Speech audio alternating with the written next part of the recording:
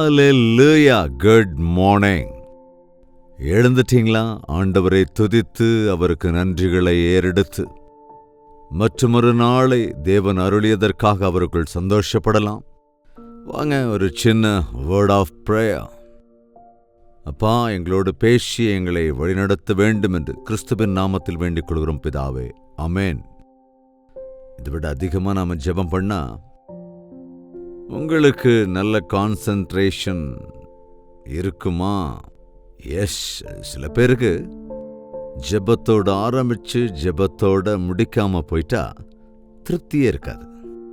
But அநேகர் தேவனுடைய வார்த்தைகளை கேட்கறதற்கு ஜெபிக்கலாம் அப்படின்னு சொன்ன உடனே கொஞ்சம் சலிச்சுக்கிறவங்க கூட இருக்கத்தான் செய்றாங்க. ஆனால் ஜெபம்னா பெரும்பாலும் எல்லாருக்கும் இஷ்டம்தான், இல்லைங்களா?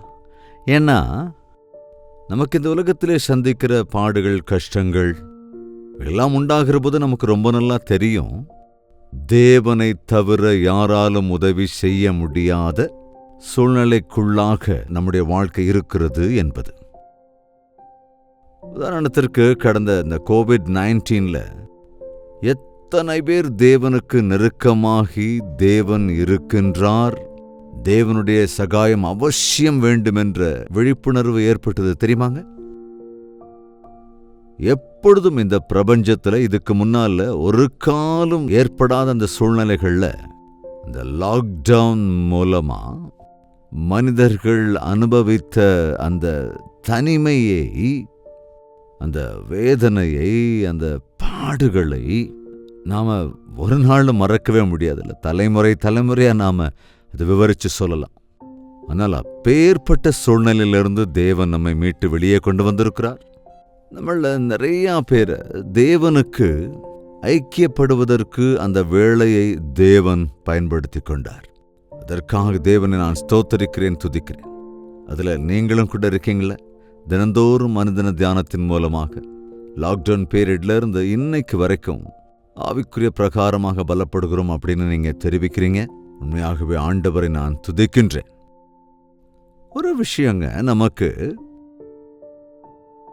அந்த COVID-19 கொரோனா வைரஸ் என்பது நமக்கு அநேக பாடங்களை கற்றுக் கொடுத்ததுங்க. எத்தனையோ பேர் இறந்து போனாங்க. அது எவ்வளவோ கவலைக்குரிய விஷயம். அநேகர் அதனால அஃபெக்ட் ஆகியிருந்தாங்க. உங்களுக்கும் வந்திருந்ததா கோவிட்? நானும் கூட அதை அனுபவிச்சேன். ருசியே தெரியாத ஒரு சூழல், தனிமையில் இருக்க வேண்டிய ஒரு சூழல், அந்த காய்ச்சலோட, அந்த சரீரத்திற்குள்ள உண்டான அந்த புதுவிதமான ஒரு வலியோட, ரொம்ப பயத்துக்குள்ளானது, பாரத்துக்குள்ளானதெல்லாம் நடந்தது. உங்களுக்கு ஒரு விஷயம் தெரியுமோ இல்லையோ, எப்பப்போ நம்முடைய சரீரம் பாடுபடுகிறதோ அப்பப்போ நம்முடைய மனதும் கூட கொஞ்சம் சலித்து கொள்ளும். So interconnected. நம்முடைய சரீரம் நல்லா இல்லைன்னா நம்முடைய உள்ளத்தில் சந்தோஷமா இருக்க முடியாது. நம்முடைய சரீரத்தில் ஒரு வியாதி வருகிற போது நாம் நம்முடைய மனதளவிலும் கூட ரொம்ப சோர்ந்து போயிடுவோம், இல்லையா? நான் சொல்றது சரிதானே?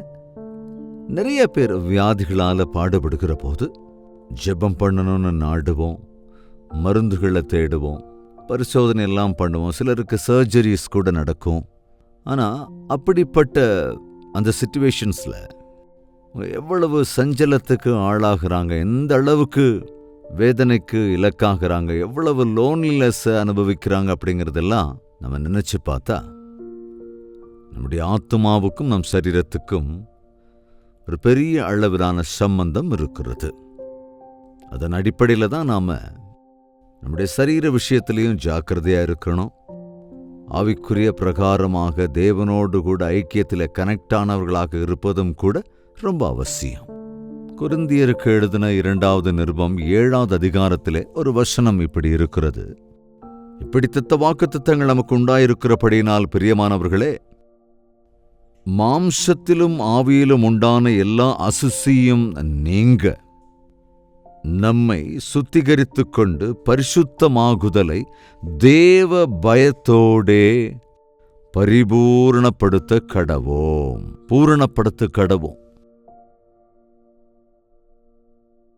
பிரியமானவர்களே, இப்படிப்பட்ட வாக்குத்தத்தங்கள் நமக்கு உண்டாயிருக்கிறபடியினால் மாம்சத்திலும் ஆவியிலும் உண்டான எல்லா அசுசியும் நீங்க பரிசுத்தமாகுதலை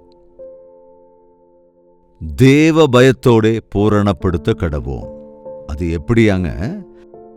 எல்லா அசுசியும் நீங்க நம்மை சுத்திகரித்து கொண்டு நம்ம என்ன செய்யணும்? பரிசுத்தமாக்குதலை பூரணப்படுத்திக் கொள்ளணுமா? மாம்சத்திலும் ஆவியிலும் உண்டான அசுசி, அதனால் வருகிற பலவீனங்கள், அதனால் வரும் வியாதிகள், அதேபோல் வருகிற சிரமங்கள், இவைகளெல்லாவற்றிலுமிருந்து நாம் விடுதலையை பெற்றுக்கொள்வதற்கு நாம் நம்முடைய தேவனுடைய வார்த்தையை, தேவனுடைய வாக்குத்தத்தங்களை பற்றிக்கொண்டால் அது மிக பேருதவியாக இருக்கும். மனோரீதியாக சோர்ந்து போகிறவர்களின் நாட்கள்ல அதிகமாயிட்டே இருக்காங்க. தனிமையான ஒரு நிலையில் இருப்பது ரொம்ப பயங்கரமானதுங்க. குவாரண்டைன்ல இருக்கணும்னு அப்படிப்பட்டவங்கிட்ட யாரும் பக்கத்தில் போகாம, உறவினர்கள் போக முடியாம, தாய் தகப்பன் போக முடியாம, அல்லது பிள்ளைகள் போக முடியாம, அந்த ஒரு தனிமையில அவங்க அங்க ஐசோலேட் பண்ணப்படுகிற போது ஏற்கனவே அந்த வியாதி வந்துருச்சு அப்படிங்கிற வேதனை, அந்த வேதனையோடே கூட தனிமைப்படுத்தப்படும் போது சரீரத்திலே ஏற்படுகிற அந்த பயங்கர சிரமங்கள், அதுக்கேற்ற மாதிரி அந்த சமயத்தில் ஆதரிக்க ஒருவரும் இல்லாம, நினைக்கிறவங்க சொந்த பந்தம் யாரும் பக்கத்தில் இல்லாம, கவனிங்க, நமக்கு ஏதாவது நோய் வந்தா நமக்கு பக்கத்தில் நம்ம அம்மா இருப்பாங்க, நம்ம ஆறுதல் சொல்லிக்கிட்டே இருப்பாங்க, நம்ம தலையை வருடி கொடுத்துட்டே இருப்பாங்க. இப்படி பக்கத்தில் இருந்து நமக்கு தைரியம் சொல்லிக்கிட்டே இருக்கும்போது பாதி வேதனையை நம்ம மறந்து போயிடுவோம். ஆனா அப்படிப்பட்ட சமயத்துல ஒருத்தரும் இல்லைன்னா அது எவ்வளவு சோர்வுக்குள்ளாக்கும். நிறைய பேருக்கு எல்லாருமே இருப்பாங்க, ஆனா ஒரு தனிமையை அவங்க அனுபவிச்சுக்கிட்டு இருப்பாங்க. உண்மைதான், லாக்டவுன் காலமெல்லாம் கடந்து வந்தாச்சு. இந்த COVID-19 கூட ஆட்டோமேட்டிக்காவே இப்போ அந்த அளவுக்கு எஃபெக்ட் இல்லை. அது எப்படியோ ஒரு போராட்டத்தோடு கூட அவைகளை நாம் இன்றைக்கு ஜெயித்து மீண்டு வந்திருக்கிறோம். ப்ரிகாஷன்ஸ் எடுத்துக்கிட்டதால, மாஸ்கை போட்டுக்கிட்டதால, சானிடைஸ் பண்ணிக்கிட்டதுனால, சில கட்டுப்பாடுகளை கடைபிடித்ததுனாலே அவைகளிலிருந்து தப்பித்து வந்திருக்கின்றோம். தேவனுக்கு ஸ்தோத்திரம்.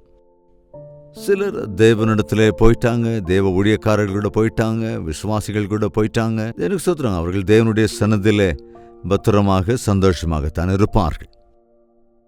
பட் இந்நாட்களிலே இன்னும் அப்படிப்பட்ட அந்த தாக்கம் தனிமைக்கு அனுபவித்துக் கொண்டிருக்கிறவர்களாக, மனோரீதியான வேதனை, சரீர வேதனை, பொருளாதார சிக்கல்கள், விதவிதமான சிரமங்கள் மனிதனை பற்றி பீடித்துக் கொண்டே இருக்கின்றன. அவைகளை யாரோடு பகிர்ந்து கொள்வது, யாரிடத்திலே சொல்லுவது, யாரால நமக்கு உதவி செய்ய முடியும் அப்படிங்கிறதே தெரியாம, ஏதோ ஒரு விதத்தில் இந்த பாடுகளிலிருந்து வெளியே மீண்டு வரணும்னு யார் என்ன சொன்னாலும் செய்யறது, எந்த மருந்தை பயன்படுத்த சொன்னாலும் பயன்படுத்துறது, எங்க போனாலும் போறது, தேவனை நம்ப சொன்னா அந்த நேரத்தில் நம்பிக்கிறது, சம்பிரதாயங்கள் எல்லாத்தையும் எப்படியோ கடைபிடிக்கிறது, இதெல்லாத்துக்குமே நம்ம ஆயத்தமாகிறோம். பட் உண்மையில நீ எந்த பிரயாசமும் பட தேவையில்லாம ஒவ்வொரு மனிதனுக்கும் தேவையான சுகத்தை, ஆறுதலை, விடுதலையை அருளச் செய்கிறதற்கு, வியாதியிலிருந்தும் அந்த தனிமையிலிருந்தும் மனோரீதியான பாடுகளிலிருந்தும் உலகத்தின் கவலைகளிலிருந்தும் சிரமங்களிலிருந்தும் மனித குலத்தை மீட்டெடுக்கிறதற்காக நம்முடைய ஆண்டவராகிய இயேசு கிறிஸ்து தம்முடைய சிங்காசனத்தை விட்டுவிட்டு இந்த பூமிக்கு இறங்கி வந்தது மட்டுமின்றி நம்மைப் போலவே வாழ்ந்து, நம்மைப் போலவே சோதனைகள் எல்லாவற்றையும் ஜெயித்து, நாமும் கூட அவரைப் போலவே வெற்றியாளர்களாக வாழ்ந்து மீள முடியும் என்பதையெல்லாம் நிரூபித்து, நம்முடைய பாவத்துக்கு பரிகாரமாக நமக்காக தம்முடைய இரத்தத்தையே சிந்தி உயிர்த்தெழுந்தவராயிருக்கிறார். இது மாத்திரமல்ல, அவர் உயிர்த்தெழுந்து இங்கிருந்து போகின்ற போது சீஷர்கள் ரொம்ப கலக்கமடைச்சிட்டாங்க. நீங்க இல்லைன்னா எங்க நிலைமை என்ன ஆகும்? உம்மை நம்பிவிட்டு எல்லாவற்றையும் விட்டுவிட்டு வந்தோமே என்ற பாடுகளுக்குள்ள நாங்க. அதனால் தான் ஆண்டவர் சொன்னார், நான் உங்களை அநாதைகளாக விடேன் என்று, நான் போய் தேற்றரவாளனை உங்களுக்காக அனுப்பி வைப்பேன் என்றார். அதே போலவே மேலிருந்து வந்த அந்த பலனை பெற்றுக்கொண்ட அந்நாளைய அப்போஸ்தலர்கள் எவ்வளவோ தைரியத்தோடு எப்படியெல்லாம் சுவிசேஷத்தை அறிவித்தார்கள். எத்தனையோ பேரை, எத்தனையோ ஆத்துமாக்களை படுகுழியிலிருந்து, நரகத்தின் குழியிலிருந்து, சாத்தானின் குழியிலிருந்து, கட்டுக்களிலிருந்து விடுவித்தார்கள். அவர்கள் கவனிங்க, இயேசு கிறிஸ்துவின் நாமத்தினால் அற்புத ஆச்சரிய காரியங்கள் செய்தார்கள் என்பதையெல்லாம் இந்த நாளிலும் கூட அவர்கள் செய்த அந்த ஊழியம் இன்றும் அப்படியே தொடர்ந்து கொண்டு தேசம் என்று எல்லா இடங்களிலும் இருக்கிறவர்கள் எந்த ஜாதி மத இன பேதமின்றி, ஆமாங்க, இந்த கொரோனா வைரஸ் வந்தப்போ ஜாதி, குலம், மதம், தேசம் அப்படிங்கிற வித்தியாசத்தை காட்டிச்சாங்க. கொரோனா எங்க இருந்தாலும் பிரபஞ்சம் முழுவதும் ஒரே ஒரே விதமான அந்த ஒரே பேண்டமிக்கால பாடுபட்டு கொண்டிருந்ததை நம்முடைய கண்களால் நாம பார்த்திருக்கிறோம். பிரபஞ்சத்தில் எந்த ஜாதி, எந்த குலம், எந்த நிறம், இப்படி எதை சார்ந்தவர்களாக இருந்தாலும் பாவத்தின் சம்பளத்தை, அதாவது மரணத்தை அனுபவித்தே தீர வேண்டும். எப்பேற்பட்டவனும் மரிப்பான் என்று மரித்தாக வேண்டும் என்பதை நம் கண் முன்பாக தேவன் காட்டிவிட்டார். அப்படிப்பட்ட சமயத்திலும் கூட நாம் தேவனை நம்பினால், அவருடைய வாக்குத்தத்தங்களை நம்பினால், என் ஆண்டவர் எந்த தேசத்தவரையும், எந்த மொழி பேசுகிறவரையும், எந்த குலத்தாரையும், ஜாதியாரையும், எந்த நிலைமையிலும் இருக்கிறவர்களையும் விடுவிப்பதற்கு வல்லமையுள்ளவராயிருக்கிறார். சரி, இப்படியே சொல்லிக்கொண்டு போகலாம். நீங்களும் கேட்டுக்கொண்டே இருப்பீர்கள். தேவனுக்கு ஸ்தோத்திரம். ஒரு தடவை உங்களை குறித்து யோசிச்சு பாருங்க.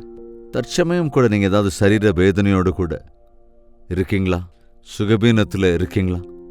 சரி, இன்று ஒவ்வொருவருக்குமே கூட என்னங்க, hypertension, BP, diabetic patients, அதாவது சுகர், இதெல்லாம் சர்வசாதாரணமாயிடுச்சு. இன்னொன்று தைராய்டு வியாதி. இது கூட ஏதோ சின்னதாக ஆரம்பித்து அதை அனுபவித்து நிறைய பேர் கண்டினியூஸாக இந்த வேதனைகளை அனுபவிச்சுட்டே இருக்க வேண்டியிருக்கு. அது மாத்திரம் இல்லைங்க, நாட்களில் என்னென்னவோ பயங்கரமான வியாதிகள்லாம் வந்துடுது. பாலியல் வியாதிகள், எய்ட்ஸ் வியாதி அண்ட் குஷ்டரோகம், இதெல்லாம் இன்னைக்கு கொஞ்சம் குறைஞ்சிருக்கு. பட் இந்நாட்களில் அதிகமாய் பரவி கொண்டிருக்கிறது என்னவென்றால் கேன்சர். அது அவ்வளவு ஃபாஸ்டாக இன்னைக்கு first stage, second stage, third stage எல்லாம் தாண்டி போய் ஃபோர்த் ஸ்டேஜ் வரும்போது தான் அவங்களுக்கு தங்களுக்கு கேன்சர் இருக்குன்னே தெரிகிற ஒரு சூழ்நிலை. தெரிஞ்ச மறு நொடியிலிருந்தே சோர்ந்து போயிடுவாங்க. இனி அதற்கான ட்ரீட்மெண்ட்டே இல்லாத விதத்தில் துரிதமாக அந்த வியாதி பரவி மரணத்திற்கு இலக்காவதை கூட நாம் பார்க்கிறோம். ஒரு வீட்டில் ஒருத்தருக்கு வியாதி வந்துட்டா அந்த வீட்டார் எல்லோருமே சோர்ந்து போயிடுவாங்க. மனோரீதியான ஒரு அழுத்தத்துக்கு இலக்காகிறத நாம பார்க்கிறோம். பழைய காலத்தில் சிலர் ஒதுக்கி கூட வச்சிருவாங்க இல்லையாங்க.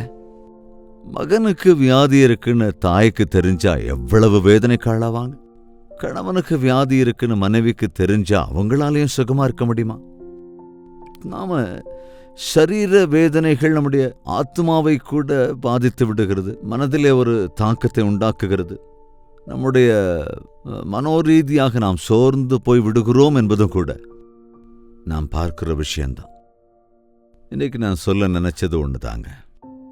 இந்த வாக்குத்தத்தங்கள் நமக்கு உண்டாயிருக்கிறபடினா என்ன வாக்குத்தத்தம்? உன்னை சுகமாக்குகிற கர்த்தர் நானே,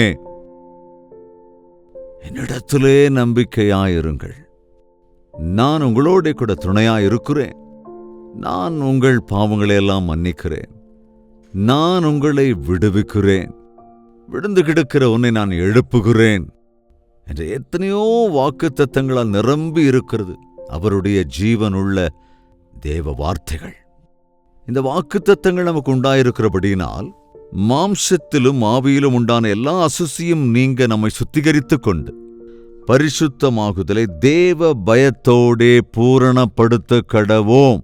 தேவ பயத்தோடே நம்மை பரிசுத்தமாக்க கொள்ள வேண்டும். நம்பணும். உங்களுடைய பாடு சரீர பிரகாரமானதா இருந்தாலும், மாம்சத்துக்குரியதா இருந்தாலும், ஆவிக்குரிய பிரகாரமானதா இருந்தாலும், எப்படிப்பட்டதா இருந்தாலும், இவைகளின் மூலமாக நீங்கள் பெற்றிருக்கின்ற உங்கள் காயங்களை, அதனால் உண்டான வேதனை, அந்த வியாதியினாலே படுகிற கஷ்டங்கள், எல்லாவற்றினாலும் நீங்கள் சோர்ந்து போய் ஒரு மனோரீதியான வேதனைக்கு ஆட்பட்டிருக்கிற போது தேவனிடத்திலே பயபக்தியோடு இருந்து தேவனை மாத்திரம் விசுவாசித்து தேவனுடைய வாக்குத்தத்தங்களை பற்றிக்கொண்டு பயபக்தியோடே கூட தேவ சமூகத்திற்கு சென்று நம்முடைய இருதயத்தை அவருடைய சன்னதியிலே நாம் ஊற்றுவோம் என்றார் நம்முடைய ஆண்டவர் நம்பத்தகுந்தவர். எல்லா பாவங்களையும் நீக்கி நம்மை சுத்திகரிக்க அவர் வல்லவராயிருக்கிறார். நம்மை பரிசுத்தமாக்குவதற்கு, நமக்கு சுகத்தை அருளுவதற்கு அவர் வல்லமையுள்ள தேவனாயிருக்கிறார். தனிமைக்கு ஆளாகி ஒரு கட்டத்தில் தற்கொலை செய்து கொள்கின்றவர்களை கூட, அதாவது விரக்தியினாலே மனமோல வாழ்க்கை வாழ்ந்து இன்னும் அதிகமா தங்களுக்கு தாங்களே அதாவது காயப்படுத்திக் கொள்கிறவர்களாக என்று அநேகர் இருக்கிறார்கள். சொந்த வீட்டாரையே பாடுபடுத்துகிற அநேகரை நாம் பார்க்கின்றோம். குறிப்பாய் அப்படிப்பட்டவர்களுக்காக ஆண்டவர் அழைப்பு விடுக்கிறார். கீழ்ப்படியாதவர்களை பார்த்து வாருங்கள் என்று சொல்லுகிறார். நான் உங்களை சரிப்படுத்துகிறேன், நான் உங்களை நெறிப்படுத்துகிறேன், நான் உங்களுக்கு சுகத்தை அருளுகிறேன். சரீர மாம்ச பிரகாரமான ஆவிக்குரிய பிரகாரமான பலவீனங்களிலிருந்து உன்னை விடுவிக்கிறேன் என்று சொன்ன ஆண்டவருடைய வாக்குத்தத்தங்களை நம்பினால், முழங்கால் படியிட்டு விசுவாசத்தோடு கூட ஜெபித்தால் அற்புதங்களை நாம் பார்க்க முடியும். ஜெபிக்கலாமா? பரிசுத்தமும் அன்பும் நிறைந்த பிதாவே, அநேக வேளைகளில் எங்கள் வாழ்க்கையில் நாங்கள் சோர்ந்து போனவர்களாயிருக்கிறோமே.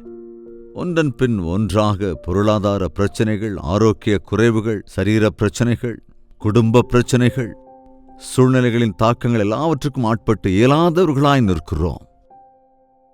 அப்படிப்பட்ட சூழ்நிலையில் என்ன செய்ய வேண்டும் என்று தெரியாத ஒரு நிலையில நாங்கள் எங்கள் மனம் போல இங்கும் அங்கும் சுற்றி ஒன்றும் செய்ய முடியாத ஒரு சூழ்நிலையில தோற்றுப்போனவர்களாய் சோர்ந்த நிலைமையில உடைய சந்நிதிக்கு வருகிறோம். அப்பா, யார் யாரோடெல்லாம் இன்று நீர் பேசியிருக்கிறீரோ, விதத்திலெல்லாம் அவர்கள் சோர்ந்து போயிருக்கிறார்களோ, வாக்கு தத்தங்களை அருளுகிற தேவன், நான் உன்னை விட்டு விலகுவதும் இல்லை கைவிடுவதும் இல்லை என்று சொன்னவர், உன்னை சுகமாக்குகிற கர்த்தர் நானே என்றீரே. ஆண்டவரே, உம்முடைய தழும்புகளாலே நாங்கள் சுகமாகிக் கொண்டிருக்கிறோம் என்பதெல்லாம் விசுவாசிக்க எங்களுக்கு கிருபை அருளுங்க ராஜா. எங்கள் அக்கிரமங்களை மன்னிக்கிறவர் நீர், எங்கள் சாபங்களிலிருந்து எங்களை விடுவிக்கிறவர் நீர்.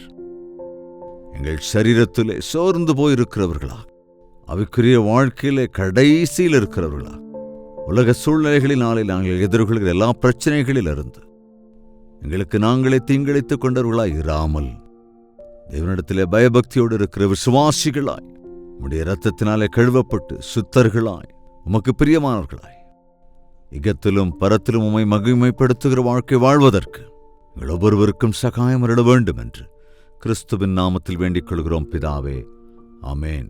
நம்முடைய கர்த்தராகிய இயேசு கிறிஸ்துவினுடைய கிருபையும் பிதாவாகிய தேவனுடைய அன்பும் பரிசுத்தாவின் அந்யோன்ய ஐக்கியமும் சந்தோஷமும் சமாதானமும் நம் அனைவரோடும் இன்றும் என்றும் சதா காலங்களிலும் தங்கி தரித்திருப்பதாக. ஆமேன். தேவனுக்கு ஸ்தோத்திரம். உங்கள் ஜெபத்தேவைகளையும் பாரங்களையும் 8939801234 என்ற நம்பருக்கு ஒரு டெக்ஸ்ட் அல்லது வாய்ஸ் மெசேஜ் மூலமாக வாட்ஸ்அப்பில் அனுப்பி தெரிவிங்கள். உங்கள் பட்சமாய் ஜெபிக்க நாங்கள் எப்பொழுதுமே ஆயத்தமாயிருக்கிறோம். உங்களுடைய தேவைகளை குறித்தும் அதேபோல ஜெப தேவைகள், இன்னும் உங்கள் பிரைஸ் ரிப்போர்ட்ஸை டெக்ஸ்ட் அல்லது வாய்ஸ் மெசேஜ் மூலமாக தயவுசெய்து வாட்ஸ்அப்பில் அனுப்பி தெரிவியுங்கள். அதை பார்த்து உங்களுக்காக தொடர்ந்து நாங்கள் எப்பொழுதுமே ஜெபிக்க ஆயத்தமாயிருக்கிறோம். டாக்டர் ஜெயபால் யூடியூப் சேனலை இன்னும் சப்ஸ்கிரைப் செய்து கொள்ளவில்லை என்றால் உடனே சப்ஸ்கிரைப் செய்து கொள்ளுங்கள். நீங்கள் எங்கெங்கிருந்து நிகழ்ச்சியை பார்க்கிறீர்கள் என்பதை அவ்வப்பொழுது லைவ் சேட்டிலே வந்து உங்கள் பெயர் மற்றும் விவரங்களை டைப் செய்து விடுங்கள். எனவே நினைவுபடுத்துகிறேன், டாக்டர் ஜெயபால் யூடியூப் சேனலை உடனே நீங்கள் சப்ஸ்கிரைப் செய்து கொள்ளுங்கள். இதேபோல லைக் செய்வதையும் ஷேர் செய்வதையும் தயவு செய்து மறந்து விடாதீர்கள். தேவனுக்கு சித்தமானால் மீண்டும் நாளை இதே நேரம் இதே அனுதின தியானத்தில் நாம் சந்திக்கலாம். அதுவரைக்கும் தேவாதி தேவனுடைய மகா கிருபை உங்களுக்கு துணையாயிருப்பதாக.